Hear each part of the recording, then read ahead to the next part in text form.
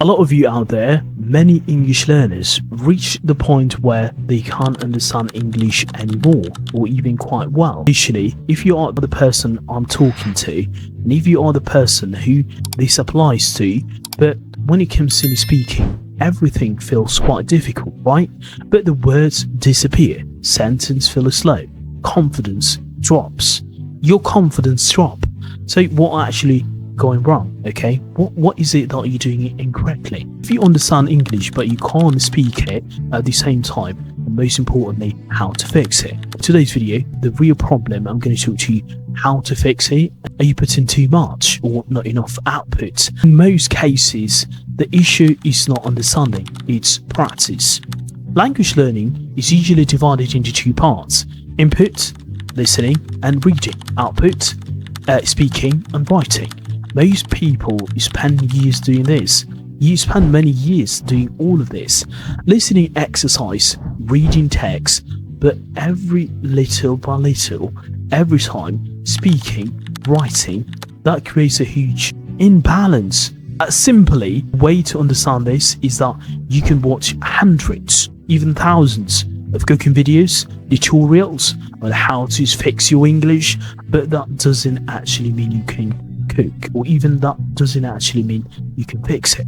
You need actually to do this. The same applies to English. You watch many different videos on how to fix your English, and of course it doesn't apply. Simple rule that you can practice today is the ideal balance. Okay, research and learning experts often suggest that 30% of English is input and 70% is output. Most learners do this opposite. You put 70% input and 30% output.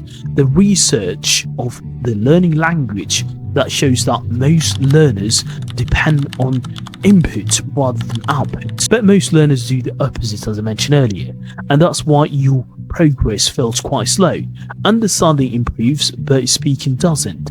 A powerful method to fix this is that one of the simplest and the most effective techniques is that after watching or even reading an English tutorial, summarize all of those in your own words.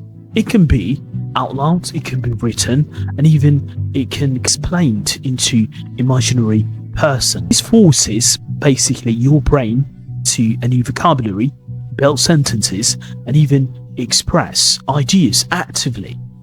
Even if everything you understand it perfectly, or it still works, even if everything you didn't understand it quite perfectly, because the goal is not perfection, the goal is to practice. The missing piece is a feedback. This is where the problem with the practice alone. Mistakes go unnoticed. And when mistakes are repeated, they become habits, and that's why feedback is important. Getting corrections helps as well, and fix your grammar, improve your pronunciation at the same time, build accuracy. The best and the kind of the feedback usually comes from native speakers, teachers, a lot of people, language learning partners. Without feedback, the same mistakes can continue for a few years. With a feedback, you can correct much faster, much effective idea, create your own output space.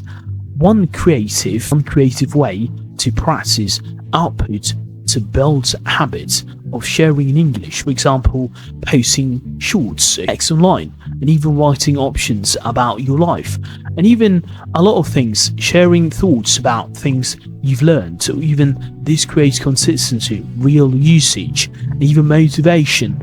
It helps track progress over time. The problem is that the lack of courage. You don't have confidence. That's it.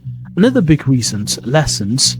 A lot of things you've learned don't improve your speaking, fear, and even fear of other people to judge you making mistakes, even surround yourself in the wrong environment. And another reality is that some people might criticize you or even comment on you, but that doesn't really matter. No one cares, mate. Every learner makes mistakes. The native speakers has an accent. That's it. Perfection is not the goal. Progress is the goal, and the more you practice happens, the more you practice happens. Confidence grows. The third problem is that you're forgetting to enjoy the progress. Well, if you don't celebrate these small wins, try to to be perfect all the time, remove the fun, and without enjoyment, motivation drops, consistency becomes harder, and the key connects English with things that are enjoyable actually, videos, topic, and even interests. Topics of interest and even hobbies. When learning feels quite fun because it becomes kind of like natural to continue. And I would say understanding English is only the half of the journey. To speak English, output essential, and even so that you can focus a lot more better. Speak more, write more, and even accept your mistakes, get the feedback, and you stay consistent. Most importantly, you wait for perfect time. Just to start now and improve your English today. So if this helped you in any way, please let me know in the comment section below. And yeah, I'll see you in the next one. Take care.